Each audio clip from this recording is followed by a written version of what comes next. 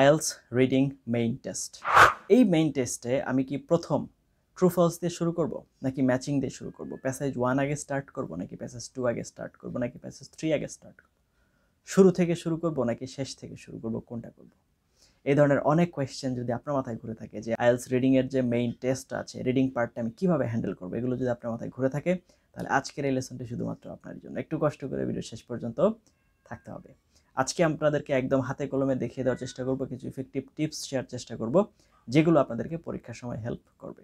Since 2015 আমরা 2015 সাল থেকে টিচিংয়ে থাকার কারণে কিছু অভিজ্ঞতা অল্প কিছু আপনাদের সাথে শেয়ার করব যেগুলো রিয়েল লাইফে আপনাদের কাজে লাগবে। এবং আপনারা জানেন আইএলস এক্সামে কিছু চেঞ্জেস আসছে, যেমন এখন আর পেন্সিল ব্যবহার করা যাবে না 2025-এর 1 তারিখ থেকে, ফ্রম জানুয়ারি 1, 2025। এই অ্যানাউন্সমেন্টটা কিন্তু দিয়েছে শুধুমাত্র ব্রিটিশ কাউন্সিল, আইডিপি এখনো দেয়নি, তবে আমরা এক্সপেক্ট করছি আইডিপি দিয়ে দিবে।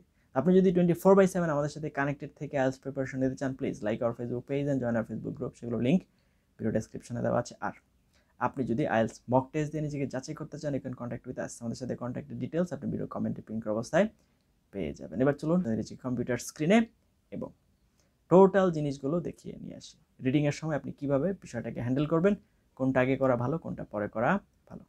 তো চলে আসলাম আমরা কম্পিউটার স্ক্রিনে। IELTS reading tips for band 9, তো আমরা এটা নিয়ে আজকে আলোচনা করব। তো getting band 9 in IELTS reading is possible. দেখুন, এক্সক্লেমেটরি মার্ক ব্যবহার করেছি, হ্যাঁ আজও সম্ভব, কারণ এটা এমন একটা জায়গা যেখানে আসলে আপনি 9-এ 9 পাওয়া সম্ভব। Many test takers have been writing to us with the notion, এই যুক্তিতে, that's an impossible task for non-native English speakers। বিশেষ করে আমরা যারা আছি নন নেটিভ, মানে যাদের মাতৃভাষা ইংরেজি না, তাদের জন্য এটা impossible. They say scoring 9 on IELTS reading is very hard for those whose first language is not English. They simply cannot know all that tricky vocabulary.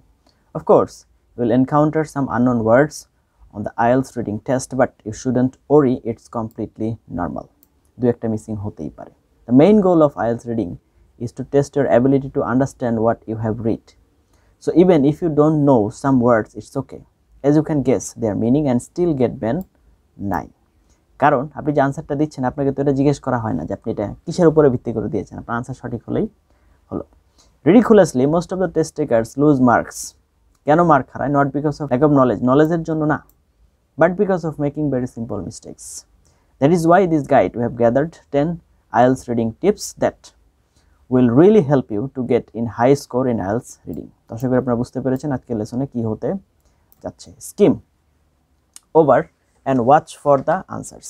প্রথমে বলা হচ্ছে কি, skim over and watch for the answers. Skimming refers to looking only for the main ideas. আমার সব কিছু বোঝার দরকার নেই। You don't need to read attentively every word, remember you just need to answer the questions, nothing more. So skim over the text and then start looking for the answers.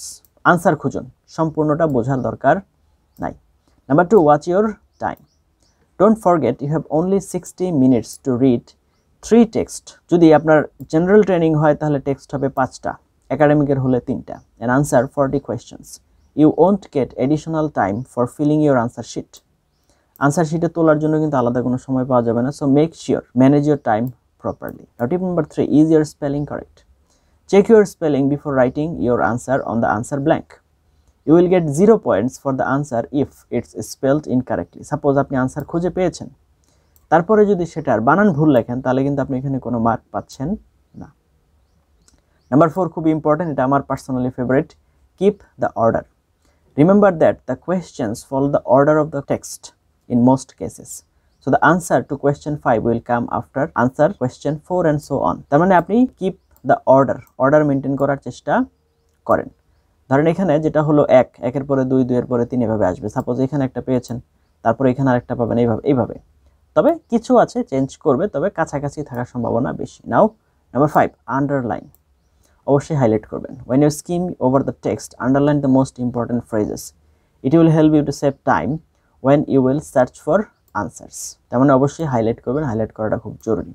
Unfamiliar vocabulary, that's okay.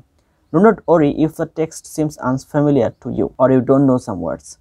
Every answer can be found in the text. You don't need any additional knowledge to succeed. আপনার কোয়েশ্চেনের answer অবশ্যই এটার ভিতরে আছে। তার মানে এটার বাহিরে যাওয়ার কিন্তু কোনো প্রয়োজন নেই। Pay attention to the details.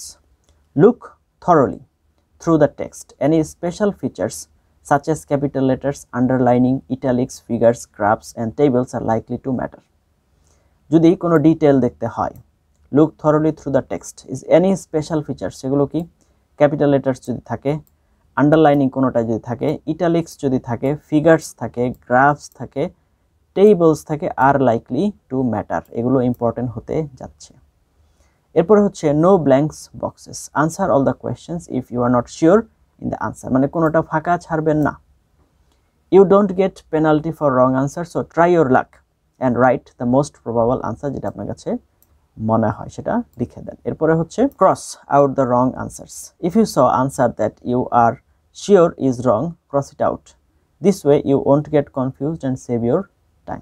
আপনার হচ্ছে যে 4টা আনসার চয়েস থাকে, এটা খুবই ইম্পর্টেন্ট একটা রুলস, তো ওগুলোকে কেটে দেন, এগুলো হওয়ার সম্ভাবনা বেশি বা এগুলো হবে না, তো সেক্ষেত্রে আপনি আগে এগুলো কেটে নেন, তাহলে আপনার জন্য খুঁজতে সুবিধা হবে। এরপরে হচ্ছে rules number 10, choose your own technique. It may sound strange, এটা হতে পারে যেটা খুবই স্ট্রেঞ্জ শোনাচ্ছে, but there is no ultimate advice which techniques fits you the best. আপনার জন্য সবচেয়ে বেস্ট কোনটা হবে, দ্যার ইজ নো ফিক্স।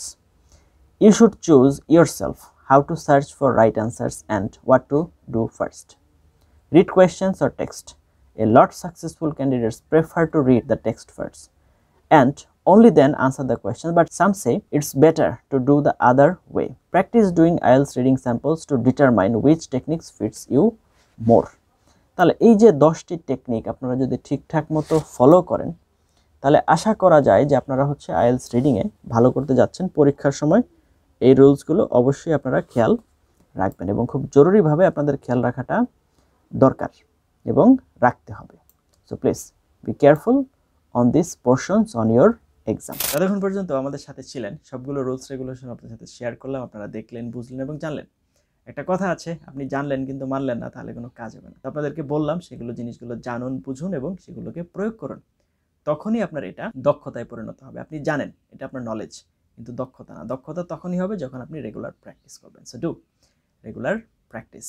তো আশা করি আপনি এই জায়গা থেকে ইমপ্রুভ করতে পারবেন, এবং আপনার যদি আইএলটিএস রিলেটেড কোনো সমস্যা, প্রবলেম থাকে, যে কোনো কিছু, প্লিজ শেয়ার উইথ আস। আমরা চেষ্টা করব আপনাদের পাশে থাকার জন্য। আমাদের মটোই হচ্ছে লার্ন আইএলটিএস উইথ ফান।